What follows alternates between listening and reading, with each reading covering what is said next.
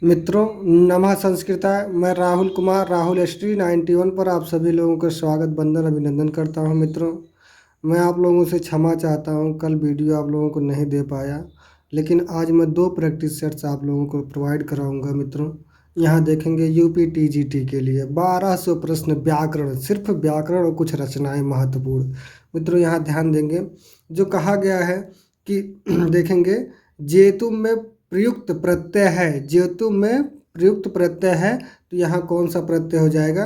तो तुमुन प्रत्यय। कौन सा प्रत्यय मित्रों? तुमुन प्रत्यय हो जाएगा। यहाँ देखेंगे, नयनम में कौन सा प्रत्यय है, नयनम में कौन सा प्रत्यय है, तो आप लोग तुरंत जान जाएंगे कौन सा प्रत्यय हो जाएगा। यहाँ ल्यूट प्रत्यय। कौन सा प्रत्यय हो जाएगा मित्रों? यहाँ क्या हो जाएगा? ल्यूट प्रत्यय। देख लीजिएगा। फिर उसके बाद देखेंगे, यहाँ देखेंगे कहाँ, तीसरा वाला प्रश्न, अर्थात अंतस्थ वर्ण कौन कौन से हैं? अंतस्थ वर्ण कौन कौन से हैं? तो आप जानते हैं, या वा राला, या रा वा कह दीजिए, या वा राला कह दीजिए, कोई दिक्कत नहीं। ये आपके कौन से हो जाएंगे? उसमें वर्ण हो जाएंगे। और ये कौन से हो जाएंगे? ये आपके स्पर्श व्यंजन हो जाएंगे। फिर आके देखेंगे, कारकः में प्रयुक्त प्रत्यय है, कारकः में का प्रयुक्त प्रत्यय है ड़ौल प्रत्यय। मित्रों, कौन सा प्रत्यय? ड़ौल प्रत्यय। यहाँ फिर देखेंगे, अगला देखेंगे मित्रों कौन सा है, अगला 5वां क्वेश्चन देखेंगे। 5वें क्वेश्चन में क्या करा, व्याकरण को वेद का कौन सा भाग माना जाता है? व्याकरण को आप लोग जानते हैं कौन सा भाग? मुख कहा जाता है। व्याकरण को क्या कहा जाता है मित्रों? मुख कहा जाता है। फिर अगला प्रश्न देखा जाएगा, कौन सा? 6वां वाला प्रश्न, उत्तर रामचरितम की रचना किसने की? उत्तर रामचरितम की रचना किसने की? भवभूत ने की। कालिदास ने 7 कृतियों की रचना की। बाण भट्ट ने कादम्बरी कथम मुखम की रचना की, अर्थात यह अधूरी इनके पुत्र जो है भूषण भट्ट, इन्होंने पूरा किया। भारवी जो है किराता अर्जुनियम की है। ठीक है, आगे देख लीजिएगा। मेघदूतम किसकी रचना है? मेघदूतम कालिदास की रचना है। ये खंड काव्य है मित्रों, और इसी को गीत काव्य भी कहा जाता है। मेघदूतम और ऋतु संहार, अर्थात कालिदास की 7 कृतियों में से ये मेघदूतम भी आप कालिदास की मानी जाती है। फिर मित्रों अगला देखेंगे क्या है, अगला देख लीजिए क्या कहा जा रहा है। 8वां क्वेश्चन, 8वां क्वेश्चन कहा जा रहा है, पद लालित के लिए प्रसिद्ध है। पद लालित के लिए कौन सा प्रसिद्ध है?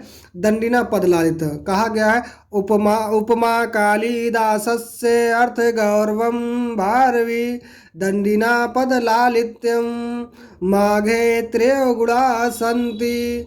अर्थात यहाँ देखेंगे, दंडी जो है पद लालित के लिए जाने जाते हैं, भारवी जो है अर्थ गौरव के लिए जाने जाते हैं, कालिदास जो है उपमा के लिए जाने जाते हैं, और माघ जो है तीनों के लिए जाने जाते हैं। ठीक, अगला देखेंगे, कुपुरुषा में समास है। कुपुरुषा में जब समास देखेंगे तो यहाँ देख लीजिएगा मित्रों, गतिक या क्या प्रातिपदिक तत्पुरुष समास कहा जाता है। यहाँ देखेंगे, अगला देख लीजिएगा 10वां वाला मित्रों, 10वां वाला देखेंगे क्या है, राजपुरुषा में कौन सा समास है? राजपुरुषा में कौन सा समास है? तो आप लोग तुरंत जानेंगे, राज्ञः पुरुषा। राज्ञः पुरुषा अर्थात कौन सा? षष्ठी तत्पुरुष समास। कौन सा? षष्ठी तत्पुरुष समास हो जाता है। यूपाय दारू, ये मित्रों आप जाएंगे, TET, UP TET, C TET, और जो भी फलाने ढकाने जो कुछ भी टेट हो, अर्थात क्या है, यूपाय दारू में कौन सा समास है? तो यहाँ जानेंगे चतुर्थी तत्पुरुष। यूपाय में देख लीजिएगा चतुर्थी लिख दिया गया, दारू जो है अलग है। ठीक है, उकारांत है। भुआ प्रभवश्चा किस विभक्ति का सूत्र है? यहाँ तो वैसे ही लगा दिया गया, कौन सा विभक्ति का है? पंचमी विभक्ति का सूत्र है। अब यहाँ देख लीजिए मित्रों, यहाँ 12 क्वेश्चन हो गए, अब 13वां चलते हैं हम लोग। 13वां देखेंगे मित्रों, क्या कहा जा रहा है, नमः स्वस्ति स्वाहा स्वधा अलम वसट योगाच्च किस विभक्ति का सूत्र है? नमः के योग में, स्वस्ति के योग में, स्वाहा के योग में, स्वधा के योग में, अलम वसट वसट के योग में कौन सा विभक्ति होता है? तो चतुर्थी विभक्ति होता है। गुरुवे नमः प्रजाभ्या स्वस्ति स्वाहा कह सकते हैं। अगला देखेंगे, 1+1 = एकैक में कौन सी संधि है? एकैक में आपका वृद्धि स्वर संधि है। अगला देखेंगे सुखारता में कौन सी संधि है? सुख प्लस रीता बराबर सुखारता, अर्थात इसमें भी वृद्धि स्वर संधि है, गुण स्वर संधि बिल्कुल ना लगाएंगे मित्रों। ठीक है, इसमें कौन सा सूत्र लगता है? सुखारता में ऋतेचा तृतीया समासा। ठीक, अगला देखेंगे कौन सा 17वां क्वेश्चन मित्रों। 17वां क्वेश्चन क्या कहा जा रहा है?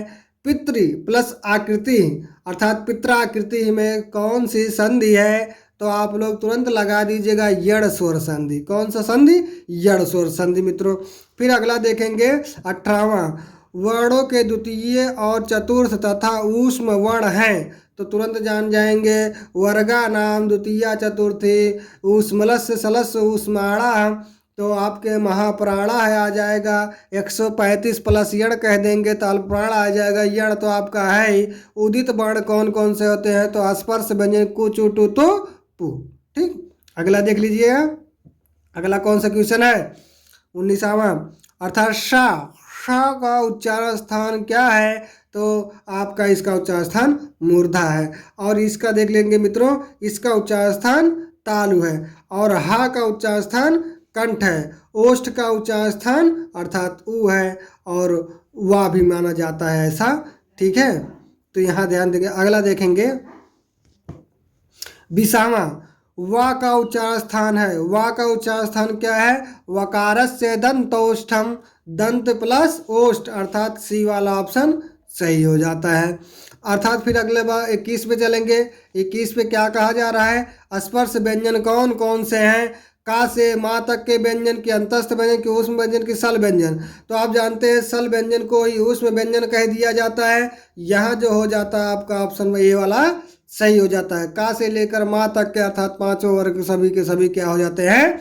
आपके स्पर्श व्यंजन हो जाते हैं। 22वां 21वां हो गया मित्रों। 22 व्यंजन देखेंगे। 22 में भी आप देख लीजिए क्या कहा जा रहा है? ऊष्म व्यंजन कौन कौन से हैं? ऊष्म व्यंजन कौन कौन से हैं? ये तीनों सा हो जाता है और हाँ। इसका उच्चारण स्थान कंठ है, नहीं तालु है। इसका उच्चारण स्थान मूर्धा है। इसका उच्चारण स्थान दंत है। इसका उच्चारण स्थान क्या हो जाएगा? कंठ हो जाएगा। इचवसा नाम तालु, ऋटवसा मूर्धा, लिट्लसा नाम दंता, अकुह विसर्जनिया नाम कंठा। ठीक, आगे बढ़ते हैं मित्रों। कौन सा? 23 वाला क्वेश्चन। 23 क्वेश्चन में पहुंचते हैं।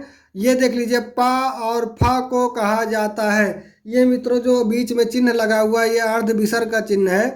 ये कौन सा चिन्ह है? अर्ध विसर्ग का चिन्ह है। तो ये जानेंगे पा और फा को क्या कहा जाता है? पदमानीय कहा जाता है। पहमानीय लिख दिया गया मित्रों, लेकिन पद्यमानीय कहा जाता है। ठीक, और जीवा मूली को क्या कहा जाता है? इस प्रकार से अर्ध विसर्ग उसके बाद का खा रहे, तो आप लोग तुरंत जान जाएंगे कौन सा हो जाएगा। यह जीवा मूली। उदात, उदात तो आप जानते हैं स्वर को कहा जाता है, विसर्ग को आप तो जानते ही मित्रों। अगला देखेंगे मित्रों, जो मैंने अभी भी पीछे पीछे वीडियो में बताया, का और खा, ये बीच में क्या है? ये अर्ध विसर्ग का चिन्ह है। को क्या कहते हैं? तो इसको क्या कहते हैं? जीवा मूली कहते हैं। अष्टाध्यायी के किस अध्याय में सुप एवं तिंग प्रत्ययों का वर्णन है? अब इसको देखेंगे मित्रों। सुप और तिंग के कितने भेद होते हैं? सुप के 21 भेद होते हैं, तिंग के 18 भेद होते हैं। तो 6वें 7वें दिया गया है, तो इनमें से दोनों कौन सा हो जाता है? दोनों 6वें और 7वें अध्याय में कहा गया है सुप और तिंग। विश्वपा, विश्वपा का द्वितीय विभक्ति का बहुवचनांत का रूप है। द्वितीय विभक्ति का बहुवचनांत का रूप क्या हो जाता है? विश्वपा का। तो ये क्या होता है? विश्वपा। ठीक है, इसको याद रखेंगे मित्रों, ये बहुत ज़्यादा महत्वपूर्ण है। ये द्वितीय का या प्रथमा का द्विवचनांत है। ये यहाँ पाम कह दिया गया है। यहाँ तुरंत आप लोग जान जाएंगे कौन सा विभक्ति हो जाएगा। तुरंत आप लोग क्या कहेंगे? आप लोग षष्ठी का बहुवचनांत बता दीजिएगा। यहाँ देखेंगे राजन, राजन शब्द का सप्तमी एक वचनांत में रूप होगा। राजन का सप्तमी एक वचनांत में आप देखेंगे राजनी होता भी है और रागी होता है, दोनों होता है मित्रों। तो आप लोग क्या लगाएंगे? यहाँ देख लीजिए, आप लोगों को दे दिया गया अर्थात दोनों। ठीक है, फिर उसके बाद अस्मत् शब्द का सप्तमी एक वचनांत में रूप होगा। अस्मत् शब्द का क्या होता है? सप्तमी एक वचनांत, तो मई होता है।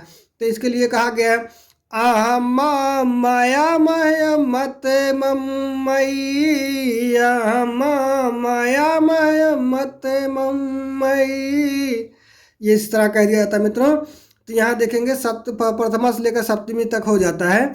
यहाँ देखेंगे अस धातु का लोट लकार मध्यम पुरुष एक वचनांत का रूप होगा। अस मतलब अस, एक बार से आपके यूपी टेट में संति पूछा था, संति में कौन सा धातु होती है, तो अस धातु होती है। तो यहाँ देखेंगे लोट लकार, लोट में छोटा ऊ जुड़ जाता है, लेकिन यहाँ अस धातु है तो आप लोग तुरंत लगा देंगे। क्या लगाएंगे, एध भी बनता है मध्यम पुरुष के एक वचनांत में, और अस्ताम भी बनता है, ये याद रखिएगा मित्रों। ठीक है, यहाँ देखेंगे यहाँ हलंत नहीं है, यहाँ हलंत है। हलंत और नहीं हलंत पे विशेष ध्यान देंगे।